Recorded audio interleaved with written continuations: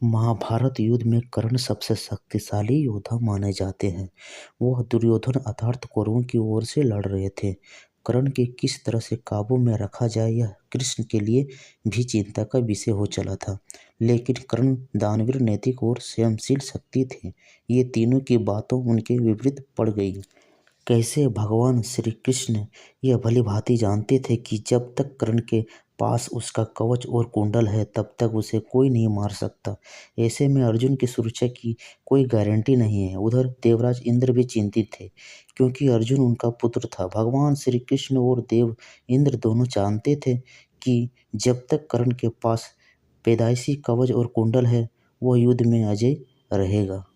तब कृष्ण ने देवराज इंद्र को एक उपाय बताया और फिर देवराज इंद्र एक ब्राह्मण के वेश में पहुंच गए कर्ण के द्वारा। देवराज भी एक साथ लाइन में खड़े हो गए। कर्ण सभी को कुछ न कुछ दान देते जा रहे थे। बाद में जब देवराज का नंबर आया तो दानी कर्ण ने पूछा, विप्रवर आज्ञा कीजिए, किस वस्तु की अभिलाषा लेकर आए। विप्र बने इंद्र ने कहा, हे महाराज, मैं बहुत दूर से आपकी प्रसिद्ध सुनकर आया हूँ। कहते हैं कि आप जैसा दानी तो इस धारा पर दूसरा कोई नहीं है। तो मुझे आशा ही नहीं विश्वास है कि मेरी इच्छित वस्तु तो मुझे अवश्य आप देंगे ही।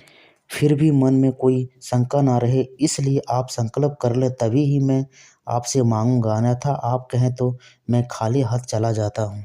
तब ब्राह्मण के वेश में इंद्र ने और भी विनम्रता पूर्वक कहा, नहीं नहीं राजन, आपके प्राण की कामना हम नहीं करते। बस हमें इच्छित वस्तु मिल जाए तो हमें आत्म शांति मिले। पहले आप प्रण कर लें तो ही मैं आपसे दान मांगूं। कर्ण ने तेज में आकर जल हाथ में लेकर कहा, हम प्राण करते हैं विप्रवर, अब तुरंत मांगिए। तब क्षण इंद्र ने कहा, राजन, आपके शरीर के कवच और कुंडल हमें दान स्वरूप चाहिए। एक पल के लिए सन्नाटा छा गया। कर्ण ने इंद्र की आंखों में झांका और फिर दानवीर कर्ण ने बिना एक क्षण भी गंवाए अपने कवच और कुंडल अपने शरीर से खंजर की सहायता से अलग किए और ब्राह्मण को सौंप दिए। इंद्र ने तुरंत वहां से दौड़ ही लगा दी और दूर खड़े रथ पर सवार होकर भाग गए, इसलिए कि कहीं उनका राज खुलने के बाद कर्ण बदल ना जाए। कुछ मील जाकर इंद्र के रथ नीचे उतरकर भूमि में धंस गया। तभी आकाशवाणी हुई, देवराज इंद्र, तुमने बड़ा पाप किया है। अपने पुत्र अर्जुन की जान बचाने के लिए तूने छलपूर्वक कर्ण की जान खतरे में डाल दी है। अब यह रथ यहीं धंस रहेगा और तू भी यहीं धंस जाएगा। तब इंद्र ने आकाशवाणी से पूछा, इससे बचने का क्या उपाय है। तब आकाशवाणी ने कहा, अब तुम्हें दान दी गई वस्तु के बदले में बराबरी की कोई वस्तु देनी होगी। इंद्र क्या करते, उन्होंने यह मंजूर कर लिया। तब वे फिर से कर्ण के पास गए, लेकिन इस बार ब्राह्मण के वेश में नहीं। कर्ण ने उन्हें आता देखकर कहा, देवराज, आदेश करिए, और क्या चाहिए। इंद्र ने छिपते हुए कहा, हे दानवीर कर्ण, अब मैं याचक नहीं हूँ, बल्कि आपको कुछ देना चाहता हूँ।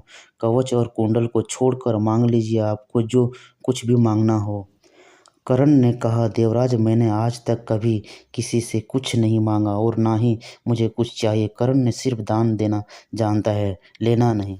तब इंद्र ने विनम्रतापूर्वक कहा, महाराज कर्ण, आपको कुछ तो मांगना ही पड़ेगा, अन्यथा मेरा रथ और मैं यहाँ से नहीं जा सकता हूँ।